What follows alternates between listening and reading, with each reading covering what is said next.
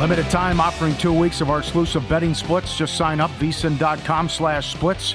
It's updated with DraftKings odds every 5 minutes. You can check out future events as well. Limited time offer, vsin.com/splits. Claim your free 2-week access. vsin.com/splits. Go get it now. Big fan of our next guest. Awesome human being. Does a tremendous job covering the NHL. Has for many, many years. For the fourthperiod.com, also on SiriusXM NHL. Dennis Bernstein joins the program now. Good morning, pal. How you been? There's a short list of people I get up at 4:30 in the morning Los Angeles time for. Very short. Very short. I'm doing great. Can't wait for the playoffs. Yeah. Stanley Cup playoffs. We're going to be doing the pregame show for SiriusXM for the Cup final. But look, guys, there's probably 10 teams you can make a case for winning the Stanley Cup this season, which is great for the sport. Yeah, it really is. By the way, I thought you were definitely on the East Coast when you decided to come on today. I didn't think you were going to wake up and... Oh, I felt confident. When follow the money calls, come on now. When follow the money calls, you make it yourself available. Thank you, sir. And Dennis is on the progressive guest line here. Here's what I said before the break. The Canadian teams this year are damn good. Do we say this every single year? I don't think we do. No. Maybe we did last year. But what's more likely to happen in your opinion? A Canadian team actually reaches the Cup or they all lose in the first round? Canadian team reaches the Cup because there's so many in the West, and you can make a legit case for Vancouver and Edmonton, and to a lesser extent, Winnipeg. If you like the goaltending in the Central, you have to lean towards Connor Hellebuck and the Winnipeg Jets, but it could happen. Are they going to win it all? I'm not sure about that, but it's more likely that those teams, at least one team wins, as opposed to not getting to a Cup final. Well, we were looking at probably Edmonton, Vegas this whole time, but it's probably gonna be the 1-8 now. I didn't see this coming because Vancouver's gonna spit up the division. Yeah.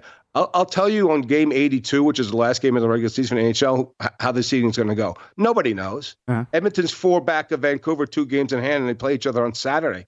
That could be a deciding game. Dallas and Colorado, there's a little bit of a gap there, but the Kings and the Golden Knights are playing a little dance with Nashville as well. So, and again, that's the great thing about it. That's why I keep saying we don't need expanded playoffs in the NHL. Like, we got them right now. We've had them for 6 weeks. I just love the format the way it is. It's going to be really interesting. But yeah, Paulie, to your point, Vegas could wind up as the 3 in the Pacific. I want them playing Edmonton, or they could wind up the 8 and play Dallas, which I think right now when you look at these teams, I think you'd much rather play Edmonton, although they're still very dangerous. Yeah. Okay. It sounds to me like then basically nothing in either conference would really, truly surprise you. I think that the 3 seed in the Metro, either Washington or the Islanders, winning against Carolina would be a huge upset. Mm-hmm. And then, of course, the team falling to the 8 is going to play the Rangers. I don't see the Rangers going out and 1. I'll say this one thing about this. The Rangers don't want the Islanders to fall to the 8, not because they won't beat them, but because the emotional impact that backyard series had with each other when they're playing each other, and there's a lot of fans in each building. They don't want that emotion in the first round because the Rangers have a legit shot to go to the Cup final as well, but very little would surprise me, Mitch, in the first round, yes. Are they the best team in the Eastern Conference in your opinion? Sorry, Paul. No, bro. The Rangers? Yeah. They are, but they're beatable. It's not a walkover. It's not like Tampa of a couple seasons ago or Colorado. They have the goaltender. Their top guys are great. The defense is solid. Will their depth score in the playoffs? That's the question. Below the top 6, will they get enough contributions from them? But could they go? Yeah, they could go. But they could go out and stick around too against Carolina because Carolina's ready as well. How about the pressure on the Bruins and specifically in the first round? And you probably have to play Tampa. Yeah, I think it's more pressure playing Tampa than thinking about last season when you were up 3-1 and Marchand's coming in on a breakaway at the final horn and he can't score and Florida raises up. Now, hopefully if you're a Bruins fan, they learned from that. Like Tampa Bay learned. Remember when they went out against Columbus and everybody said this team choked and they never win and break up the team, and they stuck together, won 2 championships. So is there pressure? I think there is a little bit, especially, Paulie, if they go down in the series, 1-0. If Vasilevsky puts up a great game in game 1 against the Bruins and are down 1-0 at TD Garden, there's going to be a lot of pressure. I think the pressure is more playing a team that is very equipped to beat any team in the East as opposed to thinking about last season. What happened to the Flyers? They've lost 8 in a row and they just gave up 9 goals to Montreal. Yeah. The whole time they were in this and they were going to make the playoffs. Now they can't even win a game, and I imagine the Rangers spank them tonight. Well, the thing about the Montreal game, you mentioned they lost 9-3. You figure, okay, your special teams were crappy. You gave up 3 or 4 power play goals. Montreal didn't have a power play in that game. They gave up 9 5-on-5 goals, Paulie, which is astounding. First of all, they're not that good. They're not that talented. Where they sit right now is where the talent level is. But John Tortorella's done an amazing job putting that team together, having to commit, not quitting on a shift, blocking shots, playing with structure. But at some point in time, like you start losing and you lose structure and you lose confidence. And the biggest thing, it's not the execution. Obviously, this team lost confidence at some point. Like when they go on the ice, they know they're not going to win at this point. So, and what the story is now from John Tortorella, and smartly, rightfully so, is let's not undo all the great things that we've done in this season, where we were in a playoff spot since December up until a couple of weeks ago. There's a lot of good things that happened in Philadelphia this season. Will the bad ending overshadow it? I don't think so, because at least they have a base to build from. But again, Paulie, they're not the most talented team in the world, and when you lose faith and commitment, this is what happens with respect to the Flyers. Okay, so we were rooting for Canada, and all this talk about Canada, and we hope they can make a deep run. How excited would you be with Colorado-Winnipeg, and would you give the Jets a shot there? Yeah, I think that would be a great series, and I might tip my hand with respect to the voting for the Hart Trophy, which is the MVP in the league. But, anytime you have Nathan MacKinnon on your team, you're going to have an advantage. He's been amazing for this team. But I'm not certain about Georgiev and Colorado's goal. You watch the game they played against Dallas last weekend. They gave up 7 goals. He wasn't good. And that's the one flaw. And again, I told you there's 10 teams you can make the case for winning the Cup. Those same 10 teams you can make the case for losing in the first round. And Colorado's one of them. I don't trust the goaltending. They have a superior team, but the goaltending's a question mark. And if you like a goaltender, clearly the best goaltender in Central is Connor Hellebuyck. Can he carry the Jets to a win in the first round against Colorado and Dallas? I don't know, Paulie, Mitch. That's a gauntlet to run. I could see Winnipeg winning one round, maybe upsetting Colorado, but then after that, it's going to be a long series to go into Dallas, assuming Dallas wins and winning that series. That's a big ask for the Winnipeg Jets. Yeah, by the way, in that game, I think it was on Sunday night, Colorado hosting Dallas in Denver. That was a back-to-back for the Stars, and teams back-to-back at altitude were 0-21 going back. And they scored 7 times and rubbed their faces in it that night. Yeah, that's how good they are. But to Colorado's credit, that even with that loss, they have the best home record in the league. They're 38-1. So it's important for them. And they're only 2 points ahead of the Winnipeg Jets. So people say it doesn't matter, let's get in. You hear that cliche? That's BS. Like when you're 38-1, you want to play at home in the first round, right? And the positioning of certain teams, like you want to avoid the really hot teams. So it's going to be interesting. But yeah, Dallas, there's a reason why they're that good. The roster that Jim Mill put together, the general manager, is flawless. Just the one question mark is Jake Oettinger, and that he hasn't been good since last year's playoffs. You like anything tonight? The Red Wings take on the Penguins. Devils take on the Maple Leafs. I mentioned the Rangers taking on the how bad Philadelphia has been. Anything stick out tonight? Yeah, you got to play the puck line on the Rangers. I mean, Philly's going to give up another 9 goals. They're done. They're cooked. Right. I like that game, and I got to like Pittsburgh playing at home. Look, Sidney Crosby's not going to win the Hart Trophy for the MVP, but he's certainly an MVP for that team. He has carried that team on his back for the last month or so when everybody had them deaded out like other teams in the East. And that's why you don't expand the playoffs. But Sydney's been great. So I like Detroit home as a small, favorite. I love the Rangers tonight because Philadelphia is just done. All right, my friend. Boa's Steakhouse, Beverly Hills on me. Thanks for getting up at 4:30. Always great being on Follow the Money, boys. Thanks for the time. I appreciate it. All right. We definitely owe that guy one. Big time. Absolutely. He joined us on the Progressive Guest Line. Dennis Bernstein, by the way, the fourthperiod.com, Sirius XM NHL. Best king crab legs I've ever had. Better than Joe's. Always, yes. Oh. One correction. It's going to be Dallas, Vegas, probably. And then be Edmonton, Nashville. How's that going to go for the Golden Knights? A week left in the season here, and then the madness starts with all the playoffs. They're not playing well. No, they are not at all. But we've said that the last couple of years, and then, okay, they win the Cup or they make a deep run, but that's... How about Florida-Toronto in the first round after what happened last year? Pretty decent, I'd say. Yeah, but can Toronto atone and make up for what happened and get some revenge? And I'm with them. I mean, all the pressure that'd be on Boston. Boy, you don't want to see Tampa Bay in the first round. Oh, absolutely not. That'd be pretty much the last team I think that you'd want to see.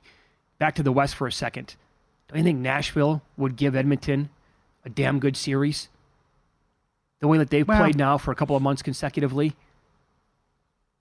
It's the NHL playoffs. It's all about goaltending, though, too. And that's, you don't know what you're going to get with it. It was such a disappointment last year with Skinner that they had to make a goaltending change. You couldn't score on Edmonton the last month and a half of the regular season last year. Yeah. And then Skinner turned out to be a sieve, and he had a meltdown against L.A., and then Vegas took him out. Up next, Paul's going to recap last night's betting action and win some, lose some. How about some of these line moves in the NBA? And now a run that is 34-5 going back.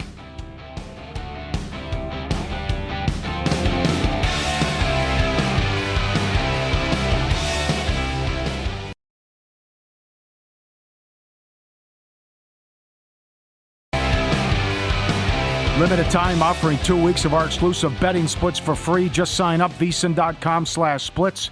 It's updated with DraftKings odds every 5 minutes. You can check out future events as well. Everyone loves the betting splits. Take advantage of this limited time offer, VSiN.com/splits. Free 2-week access. Last couple of months, we've been hearing nonstop about how many quarterbacks are going to go in the first round. NFL draft is 2 weeks from tonight.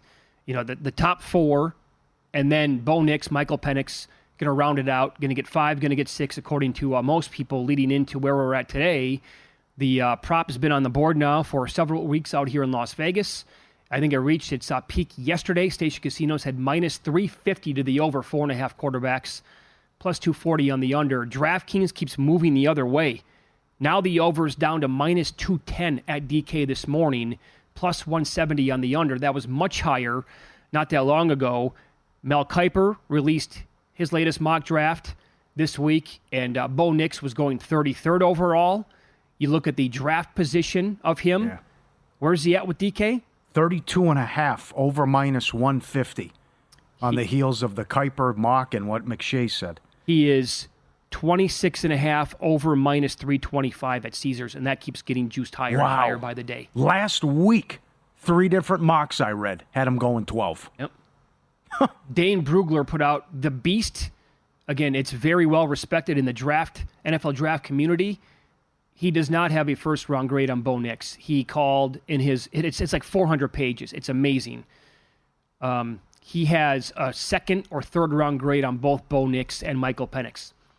We'll see. This was also Todd McShay, who did the NFL draft for many, many years for ESPN. What he is hearing, he went on the Ryan Russillo podcast, and what he is hearing about Bo Nix. Everything is Bo Nix to Denver. And I get it. Like, you do the Drew Brees, you do like the mobility. And I've even, Kiper and I were talking offline a few days ago, like last week. And he was talking to me about hand span and height and weight and rushing yards and all those things, comparing the two, Bo Nix and Drew Brees. And like, I get it. And everyone in the league, and talk to him like, yeah, like he fits with Sean Payton. He fits with Sean really well in that system, and that would work. But there isn't a person in the league I've talked to, Ryan, not a single person in the league, like evaluators, scouts, directors, GMs, that have a first round grade on Bo Nix. Wow. So what do you think? Are they BSing? Do they want to say that? So it gets out there, well, they're not going to take Bo Nix, so we don't have to really jump up and take the guy. I like the under. I want the plus money. Think he's going to go in the first round? Someone will trade up, take him late, or it could be like a Teddy Bridgewater, Lamar Jackson type deal, where you come in and just say, let's grab this guy. I don't get it with him. Mm-hmm. To me, Penix is... okay, so I understand. No, I'm with you. I would take Penix over Nix too, but it's what you said earlier about the McCarthy discussion. Like, if you want him, you better get up as high as possible. Because if you trade up to 6, that's not good enough. At DraftKings, he's 5.5 under $2. Well, so if they trade up to 6, why would that not be good enough? Denver would go trade with the Chargers probably, or go to 5 and then snatch them at 5. Like, so Minnesota's 6 is not the sweet spot. Okay, so you're thinking, like, if the Vikings trade up to 6 today, the Broncos could say, well, we want McCarthy, so we're going to trade up to number 4. They could do that too, yeah. And then if you wait until draft day, it might be too late because somebody might trade up that high anyway. Right. And that's why where your scenario still could be quarterback. Now, Arizona, and it's down to $1.75, Arizona to take Marvin Harrison. But they're saying they want 2-3 first-round picks. I can't imagine anyone's going to do that. Yeah. I mean, if they do, then Arizona would be obviously very smart to trade down and gather as many picks as possible because this is very heavy with wide receivers in the draft anyway. And then if the Giants stay put at number 6, it's going to be Neighbors, you think? Yep. Yeah, and I think if there are props available too, Neighbors to go ahead of Odunze, which I love Neighbors. So that was by the way, that was what's the number? Yeah, I can't. I saw it. Now I can't find it. He was minus 125 not that long I know. ago. That's To me, that's a layup. I really like that. I think it goes Williams. It goes Daniels. Probably May. Don't know if there's no trades. Harrison, Alt, Neighbors. Odunze goes 9. I don't know about 7 and 8. And I'm very confident that here come the Jets. They're taking Bowers at 10. You think so? Yes. Now they want to trade back. That could be another destination. And maybe you're right. Maybe that will get you McCarthy at 10. I don't think so. Actually, but the Jets want to move back someone who wants to take a quarterback, and they'll take Bowers. How far back they want to go, I don't know. But I think the Jets, wherever they pick, will take Bowers. I wonder, does that actually make sense if the Vikings don't make a move before draft day? Could the Broncos, if they really want, and McCarthy is still there, I'm just spitballing here.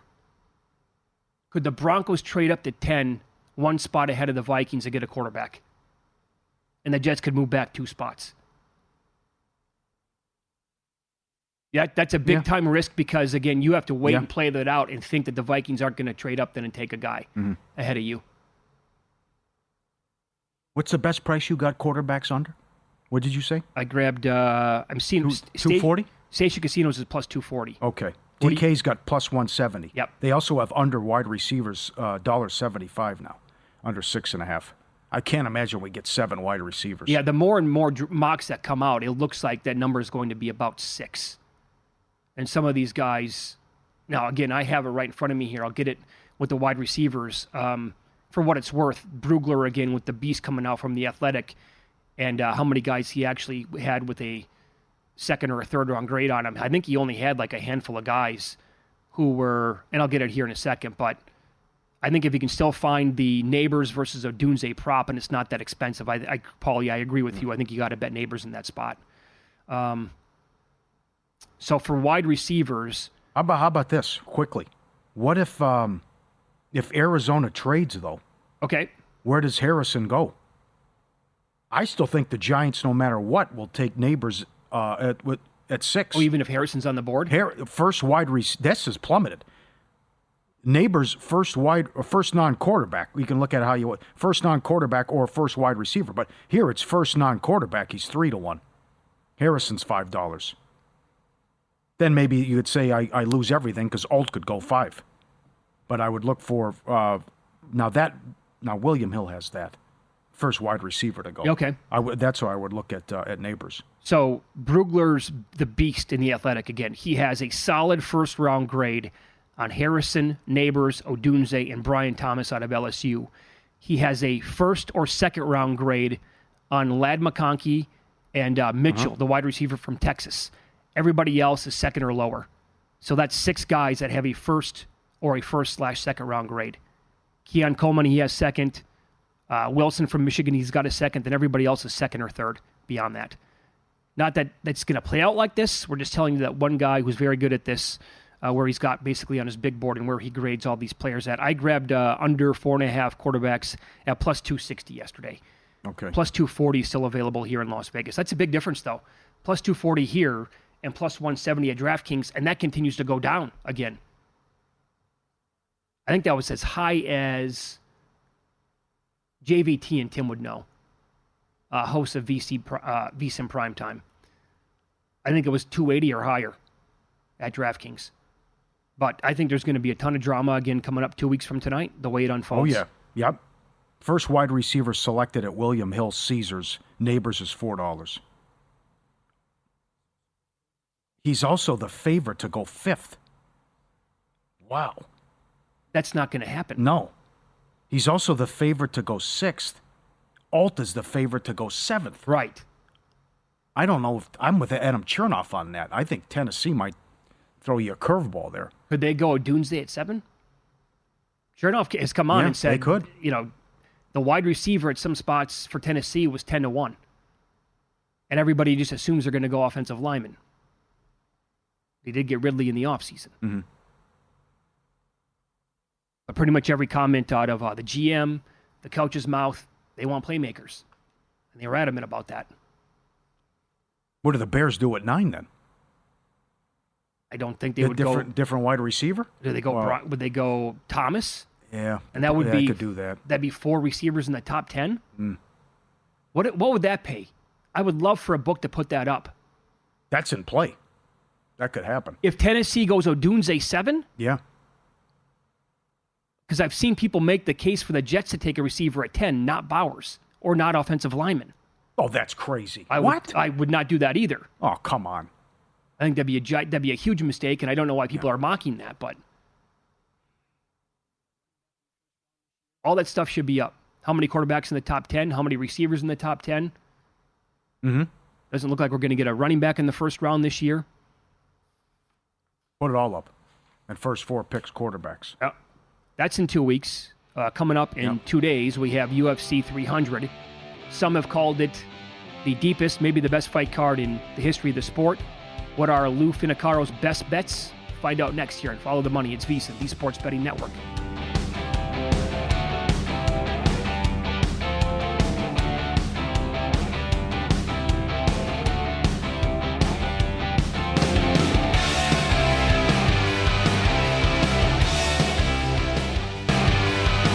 Good to have you on board. What a crazy sports week / month it is in April. And to top it off, on Saturday night, we have UFC 300. The great Lou Finicaro joins the program now, VSiN contributor and voice of the Bout Business podcast. Is it safe to say, I mean, when you have Figueiredo taking on Garbrandt in the opening fight on the lower prelims, Lou, and he joins us on the Progressive Guest Line, it's probably safe to say this is the deepest card in the history of the sport. Without question. First of all, guys, thanks so much for making time for UFC 300 this week. Your show is great, and I never miss it. This card has 13 fights, and it's populated with 12 current or former champions. It is as deep as can be. As you just pointed out, the opening fight, 2 former champions facing off against one another. That is stacked, no doubt. Oh. That's very impressive. And as a casual fan, it has my attention from the get-go. One pushback, though, the hardcore some people were disappointed with the main event. Is that fair? Yes, because the UFC was struggling and jockeying to find an apt headliner. And I think that in their zeal to get headliners, there's been some compromise to a degree in one of the fighters taking that fight. What do you want to do with the main event then? Pereira, Okay, right now listed on the screen as $1.30 favorite against Hill. Pereira opened -150, -155. He comes up from the middleweight division where it's a miracle he could even make that weight. He's a monster at 205, the current champion. Hill, the former champion, playing basketball last July, ruptures his Achilles tendon. Okay. So 8 months later, he is on this card. Now, at the end of February, he's planning on trying to make it back for UFC 301 in 6 weeks. Okay. At the end of May. But because there was trouble with the UFC trying to get apt headliners for this card, they approached Hill and they made him an offer he couldn't refuse, and he took the fight. He's had ample time to prepare. However, he's in against a killer in Pereira that's a elite world-class kickboxer that's going to attack his legs. And 8 months after an Achilles, he's not going to kick his Achilles, but he's going to attack that calf. And the calf on that leg, to me, it seems irresponsible to believe that Hill is 100% after 8 months after a ruptured Achilles. And it's foundational to my handicap. And therefore, in a fight that if both guys were 100% would probably be lined, at least by me, as pick'em, I have to go with Pereira based on the handicap of the leg. You sold me. Yeah, great breakdown. You never do this. You like Turner. He's 235 here currently at Circa. You think it should be higher? Is this a straight bet? Do you recommend the audience, if they don't like the favorites, parlay? How should we attack this? And also state your case for Turner, please.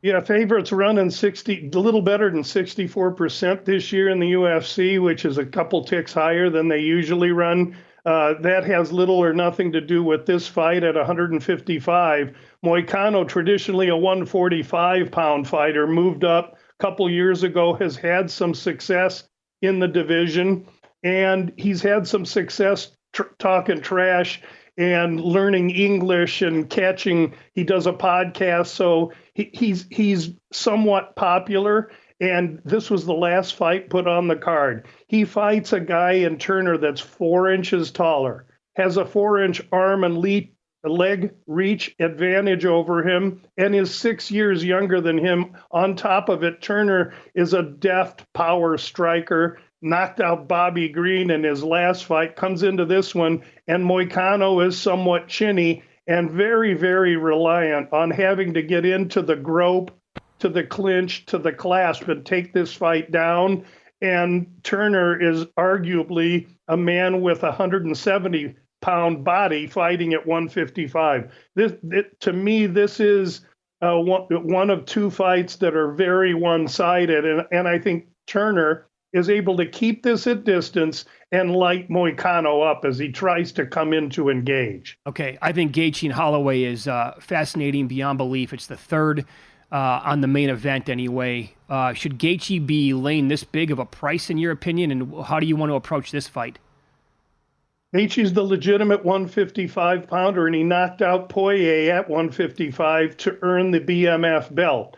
Now, Holloway, who's never been finished in the UFC, moves up from 145 to take this fight. Normally, I'd have a raised eyebrow about that. However, Holloway did this once against the aforementioned Poirier, had little success, and this time he's taken a good 7 to 9 months to prepare his body and get ready for this.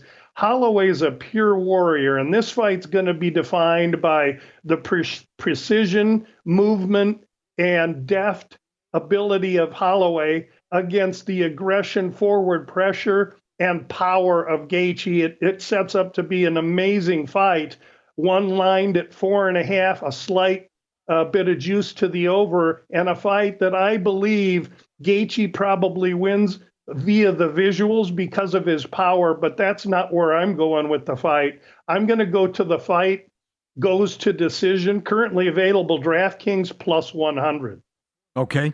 I know you're big into weigh-ins, and a lot of times they can get you off a fight or change your mind on a fight. But before the weigh-ins, you've changed your mind on the Sterling Kattar fight. Why, and who do you like?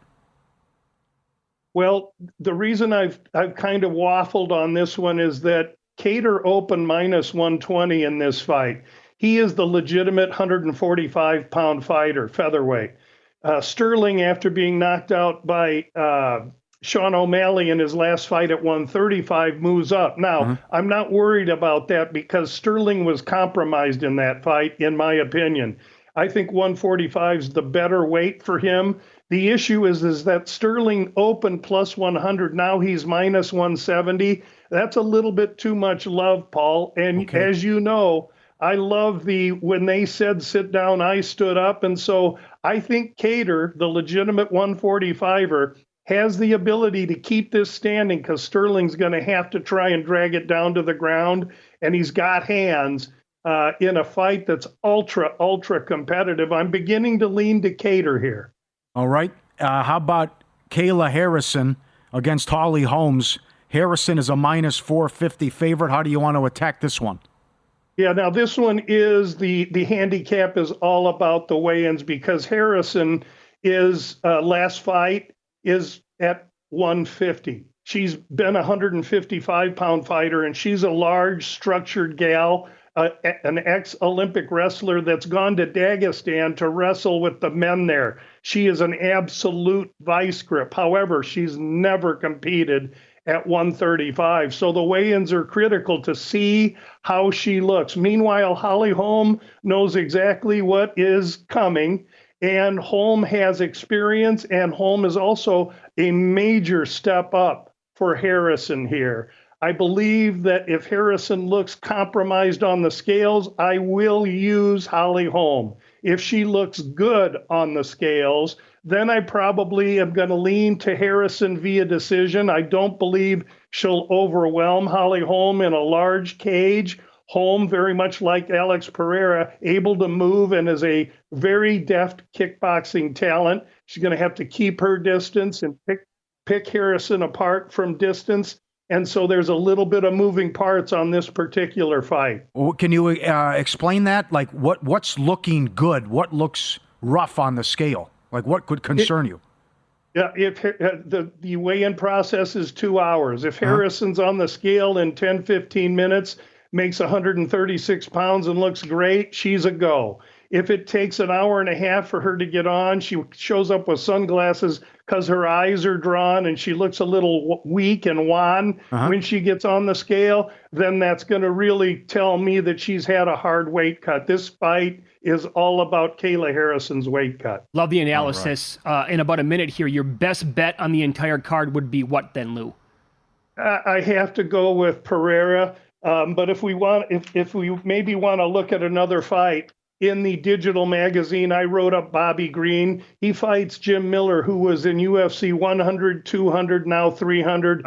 Miller's 40. Bobby Green is too fast, too athletic, and too powerful, and he's got a chip against Miller in this fight. I like Bobby Green a good deal, and I never come on and pitch this many favorites, but I try and read the card by card, and that's the way it goes. Yeah, that number actually kind of stood out to me as well when I was looking at it, getting ready for your spot today. I'm like, Miller is really that price against Bobby Green? I'm not so sure about that. Follow Lou on X. He's at GamLou. It's the Bout Business podcast. You're the best, pal. Good luck on Saturday. Thanks so much, guys. Good luck to everybody. Back at you. Thanks, Lou Finicaro on the Progressive Guest Line talking UFC 300. In-pocket plays are coming up next on Follow the Money. It's VSiN, the Sports Betting Network.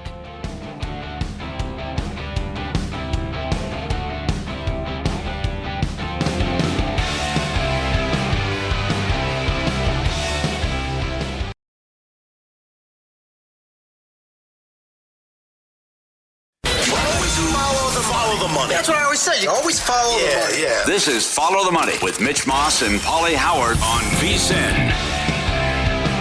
Welcome in. It is Follow the Money. This show is brought to you by DraftKings. Mitch Moss, Paulie Howard, live downtown Las Vegas from the Circa Resort and Casino, where our next guest is the VP, not only here, but also the Golden Gate and the D. It is the maestro, Mike Palm. Good morning, Mike. How are you today? Hey, good morning, Mitch. Good morning, Paul. Hey, Mike. Good morning, Swansea, New Hampshire, and our very loyal Nesson family. Bolingbrook, Illinois, Peekaboo, Marquee, we see you. Timmins, Ontario, Oh Canada, watching on Rogers Sportsnet. Newport News, Virginia, our very vocal Masson audience. Hershey, Pennsylvania, and all the good folks watching on Sportsnet. Tupelo, Mississippi, our loyal YouTube TV viewers. And El Cajon, California, another sunrise over Spectrum. Oh, You're a proud, is it Iowan? Iowan. Okay. Iowegian, some people say, but Some Iowan. say- Yeah. Okay. Are you over the loss in the national title game yet? I don't know. It's still surreal. The whole experience was really surreal, Mitch. What she did, and I didn't think they were going to beat UConn. You know, they're down 12 in the first half, and they played a horrible first half. Terrible. They were able to come back, and I know you were thrilled with the moving screen call. Got through that, and then what a hot start against South Carolina. You could have got them at a pick, and they went up 11. You could have got South Carolina straight pick 'em at that point. But, I mean, what you think about, and I'll get into it in no hyperbole with the WNBA stars quick to bash her and what they have waiting for her and that, but you think what she did with a group of girls who will never play basketball again beyond their time at the University of Iowa, you know? These UConn teams, Breanna Stewart played with 12 other WNBA players in her 4 years at UConn, right? You know, I did these notice girls- the girls who were ripping her were all UConn, it seemed. Yeah. Well, Which was well, interesting. It's but nice that they bring on Bird and Tarazi to talk about the moving screen. What do you think they're going to? What I mean, Of that's course. that was Yeah, ridiculous. right, of course. Yeah. If maybe somebody objective to come on. Yeah. But these girls, I mean, Hannah Stolke, and these girls aren't going to play. They're going to be pharmacists and school teachers and whatever they're going to be. And to think that they got all the way to the national title game twice, it's very surreal. It's very, very surreal. She carried the entire team on her back. She uplifted the sport, Mitch. 25, almost 25 million people watched the game at its peak. Come on. That's better than that's like playoff football numbers we're talking about. The game against UConn on Friday night, the national semifinal, the most watched basketball game in the history of ESPN, more than the Eastern Conference final game, remember ESPN carried the NCAA tournament early rounds back in the day, right before CBS and that network, those four got all the games. It's unbelievable. And the only comp is Tiger. I can't think of any other comp that drew this many eyes and uplifted a sport the way she did. And kudos to Dawn Staley for recognizing her in that moment, what she did, while so many others want to say, well, put an asterisk here, and she didn't do this, and she beat a bunch of 18-year-olds. Well, so did you. That's how you got to where you are. Right. It's a small part of it, but Mitch is right, too, that the schedule, they did it right with the schedule. Oh, to play on Absolutely. the Sunday afternoon? Yeah, not all of it. And then, Friday, even what they did Friday, even what they did the previous round, going one game, you're not playing two games against each other head-to-head like the men. And then you're not playing, one thing to start the championship game at 9:30. Sure. On the East Coast, but then also what they did going back-to-back games when they were in the Sweet 16. What they did. They got it right for the scheduling, too. For many years, the women's final would tip at 7 o'clock Eastern. Many, many, many years. 4 o'clock our time. And then they switched it last year and then this year, obviously, and put it 3 o'clock Eastern window. So then based on that, and she's going to go number one in the WNBA draft, the WNBA announced yesterday, I believe, 36 of their 40 regular season games will be on national television.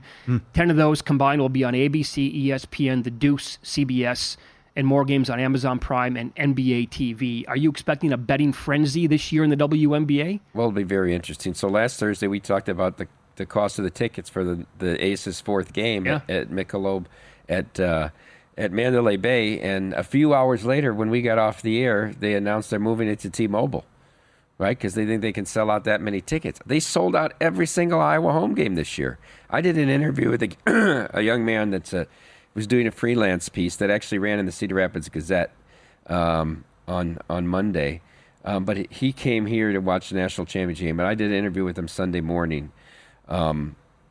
He graduated from Northwestern. All his friends bought Northwestern season tickets and good seats, right, courtside for cheap, just so they could go. And the only game they went to was when she came there. Is that right? Yeah. He said that they were incredibly intelligent to do that because by the time she came, if you wanted to, you'd have paid a lot of money for nosebleed seats. Though they paid less for the whole season tickets and were in the 8th row. Yeah, that's a great yeah. Good move. This Indiana Fever was on one national TV game. Oh, yeah. And now they're going to be on 36. Sure. 36 games next year. I'm guessing then the game on Sunday against South Carolina had to be the highest. It was. Handle. It eclipsed last year's national championship game, which goes down as number 2 for us. Okay. And number 3 was and then it would go in that descending order backwards chronology. Number 3 was the UConn game, and number 4 was the LSU game this year, the regional final. Did you guys get buried on UConn? Or were you the sharp bettors here that you take money from? We sold off a lot of our UConn. Our UConn liability was about $250,000, and we sold off a lot of it. And we needed UConn in the title game. You did. To win for the future liabilities. Purdue was a worse result, just because we sold off so much by making the other teams so much higher. You know what I didn't realize? So I was watching the tournament basically with my bets in mind more than anything else. Mm-hmm. That's what kind of happens, I think, when you get older. My timeline after Monday night was filled with people saying the tournament sucked. Was it really that bad? I never even thought about it until I started to see people say this, and I'm trying to reflect. I'm like, I honestly don't have, because I just had bets in my mind the whole time. I guess I wasn't even paying attention from an individual standpoint. How so? Did they elaborate?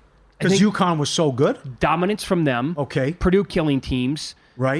They all covered. I think they just said kind of poor play Cinderella. overall. I don't know.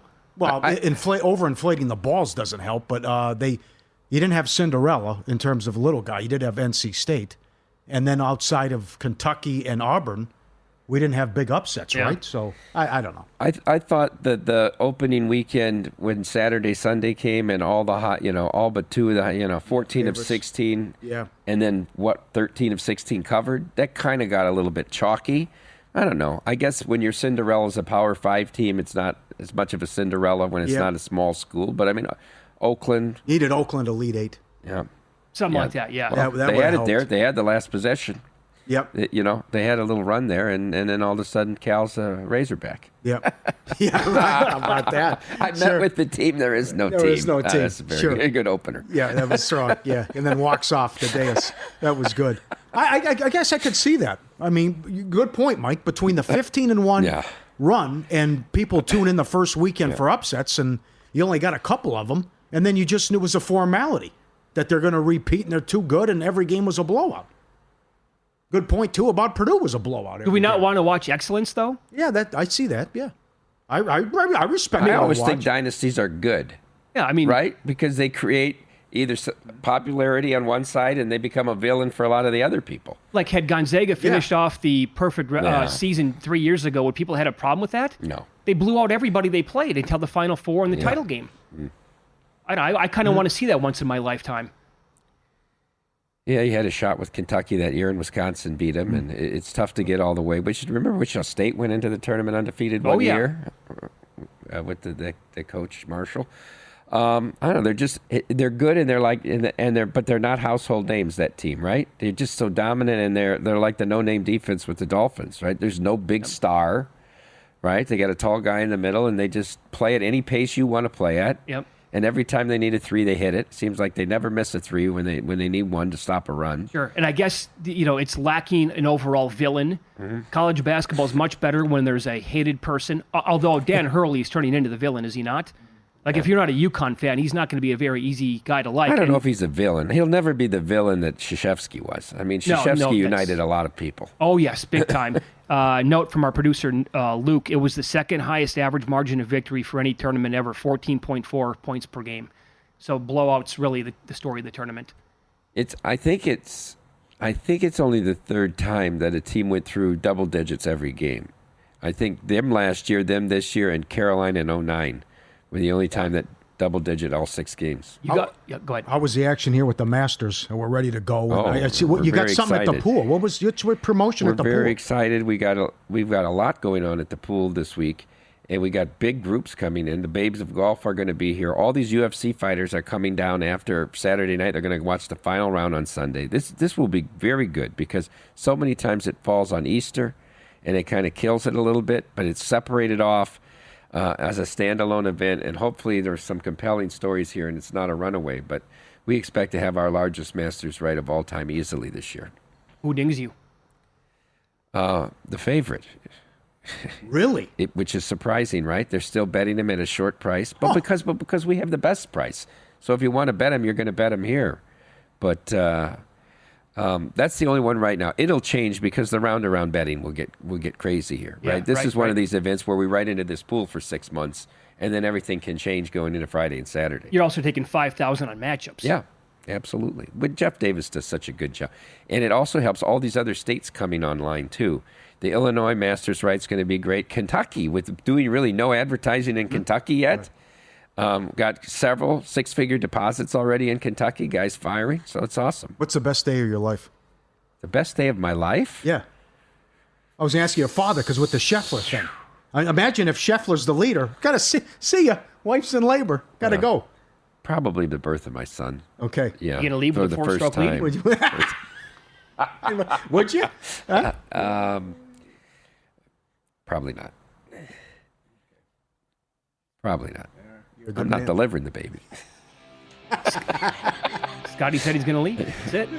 All right. The Maestro will run down the biggest gaps of the previous week in no hyperbole. That's coming up next year. And follow the money. It's VSiN, the Sports Betting Network.